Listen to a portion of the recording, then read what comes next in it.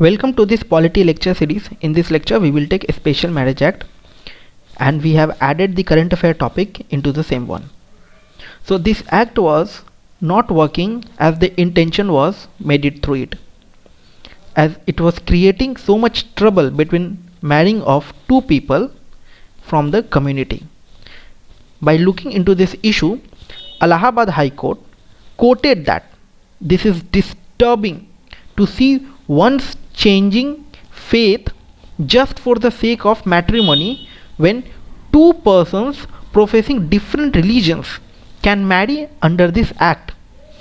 It means the people are allowed to marry of two different religions or from different places through this act, but actually it is not doing like that on the ground level because of certain terms and conditions given in this act. Moving ahead with this lecture, we will see all those issues. So before moving ahead with this lecture, I will request you to please subscribe the channel and please go through this video till the end. This is a new channel, I need your support. Moving ahead. So what is the story actually behind it? See, when this act was passed, there was lots of issues came in the community. There was lots of conflict happens. There more people coming on the ground and they were against this act, and as per that government added many conditions into this act which made it almost useless. So what is this, the story behind it right now with this current issues? So it is for the couples marrying outside their caste.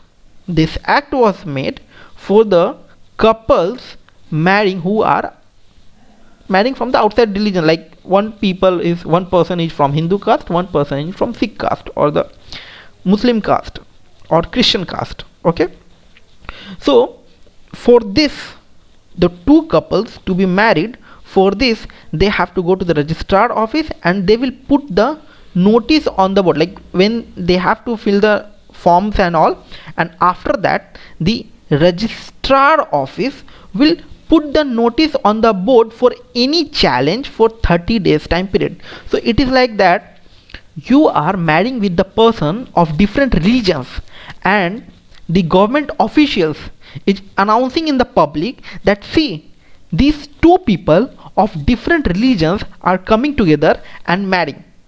So if you have any problem, come and tackle with this situation. So indirectly it means that only, that if already we know this act was made that two people of different religions were unable to marry because of the community issues and all. So the government came and made this act. But what this act is doing, they are giving a window period of 30 days.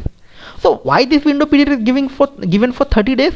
And in that window period 30 days, they are putting notices. They are announcing that see, these two people of different caste are coming together and they are going to marry. If you have any problem, come and like take against them, apart each other if you have any issues. Indirectly it means that only. So the question is, why this 30 period window is given? If the two person are ready to marry, only this thing is required. Two person are ready to marry, make them married. Okay, there is no need for 30 days period. So for this also Allahabad High Court tackled it, has raised voice against it. So within this, like after this 30 period, within the 3 months they have to get married, otherwise they have to approach with the fresh notice. Like suppose, see, when they have given the notice to the registrar office, so after that within 3 months they have to be married, otherwise they have to fill the form again. See, these two couples are facing issues with the community only, that's why they went to this office, registrar office and all, and they have filled the form. But after that, if they are delayed due to communities all, because you are putting a notice for 30 days period, and after that they may, even their life is under threat. We have seen that many issues in the villages of Haryana and all, the couples were killed, brutally killed or hanged So these all happened because of such issues, because the community is going to aware of it, they are going to know this issue. Okay, so Allahabad High Court noticed this issue and claimed this Special Marriage Act is not providing any provisions to the people to marry with anyone. First, you are announcing to the public, you are putting one notice in the public, see, these two couples are going to marry and these two couples are from different caste. And another, you are giving them only 3 months period, and after that if they are coming to marry, they have to fill the form again. Thus Allahabad High Court raised the voice and said that this provision of a Special Marriage Act is not providing any provisions to the people to marry under this act. So this is the whole story. So now we will see that what is the issues behind this act in more formal way. Okay, so what is this Special Marriage Act? The Special Marriage Act is a special law enacted to provide for a unique form of marriage by registration, wherein the parties to the marriage do not have to renounce their religion, from which religion they are coming. For that they have to marry under this Special Marriage Act. For them it was built. So it is a legislative tool for social change and attempt to remove a social barrier to the exercise of individual autonomy. So this was the base for enacting of this act, and this act was originally like that only, but when the voice raised in the public domain, then after that these terms and conditions were put up in. So it covers a marriage among Hindus, Muslim, Christians, Sikhs, Jains and Buddhists. So it applies further, it applies not only for the Indian citizens who belong to different castes and but also to the Indian nationals who live abroad. Okay, so these Indian people can marry from the other people from the other regions who are living different countries also, and they are belonging to different castes. For them also this act is applicable. Okay, so what are the provisions related to the Special Marriage Act? So the parties to intend the marriage should give notice to the marriage officer of the district in which one them have resided for at least 30 days. So it means what? First they have to give proof for that place also where they have lived for at least 30 days, at least one party.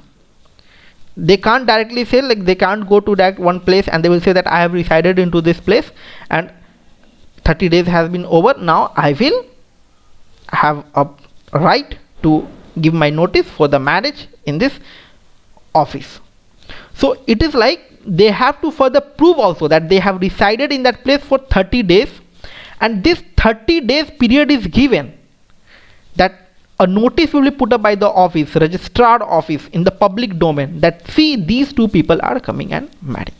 So the marriage has to be solemnized within 3 months of the notice. As I have said that after the giving the notice to the office, they have to marry within the 3 months window period. Otherwise, after that expiry of that 3 months, you have to give fresh notice to the office.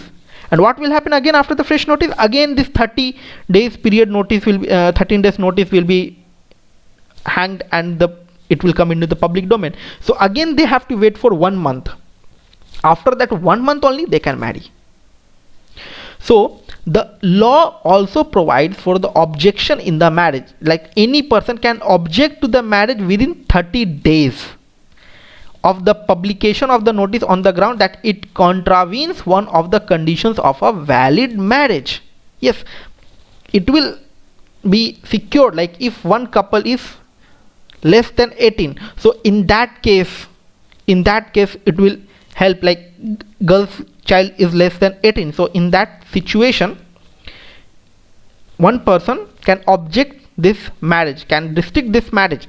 But on the ground there are lots more issues comes related to the religions, caste, community, and we have seen a situation where the couples have been killed. Okay, so that's what, like, it is for the objection, for the any objection they are asking for. If you have 30 days period, in that 30-day period you can have any objection, but for that only these couple have come to you, and for marrying only. For more than 90% cases or 95% cases, if you see, these couples are going to you, what? Because they were not being supported by the community, and that's why they came to you and they want to register under the Special Marriage Act.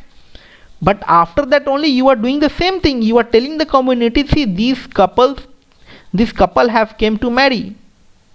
So ultimately this provisions is not helping them to marry under this act.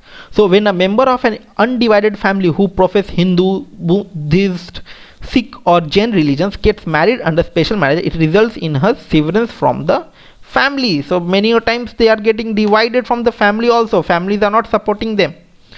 Okay, so what are the challenges with the Special Marriage Act? So the law's features of prior public notice and objections have rendered it difficult for the couples intending to solemnize interfaith marriages. So this public notice are creating a problem. It is acting as a hindrance for getting married. The public notice provision places a question mark on the safety and the privacy of the intended. Sometimes they have been seen that they have been brutally killed by the people of the villages, Khap Panchayat. These kind of news used to heard from the Haryana regions and many other places. So the provisions of the Special Marriage Act violate the privacy of their couple, their dignity and the right to marry. You are what? You are publicizing, you are publicly telling everything about that couple by putting a notice of the 30 days period. So ultimately, indirectly, you are hampering its privacy and you are snatching its right to life. The Article 21. So many opt for interfaith marriages through the relevant law of the faith one of the parties. However, the Freedom of Religion Act in states like Himachal Pradesh and Uttarakhand seem to even close the avenue for the couples wanting to undertake interfaith marriages. And under this law, conversion for the purpose of marriage is allowed. See, it is a very important point. A is of caste Muslim and B is of caste Christian. Okay, let us suppose they are going to marry. So if person B is going to marry, so person A may ask, just change your caste, come into as a Muslim one. So if B wants, B can change his or her caste and it will change into Muslim, and after that they will marry each other. This can also happen, but this can't happen. For changing their religion, they can't marry. Okay, love jihad kind of situation that many times you will hear in the news. So see, for marrying you can change your caste, but for changing your caste you can't marry. This is very important point. So under this law, conversion for the purpose of marriage is allowed. For the purpose of marriage, yes, there are some rituals that have been followed in the marriage. So for that rituals to be followed, so they may ask, change your religion, come into that caste, change your religion into Muslim caste, and then you can be married, because the rituals will be followed as per the Muslim community. So they can do like that. So conversion for the purpose of marriage is allowed, but marriage done solemnly for the purpose of conversion may be declared null and void by a family court based on the suit of either party. Understand? This is very important point.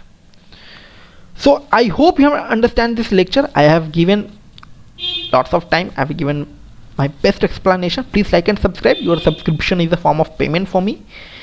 If you want any suggestions, if you want any on-demand video lecture, please feel free to ping on my Twitter handle. Thank you.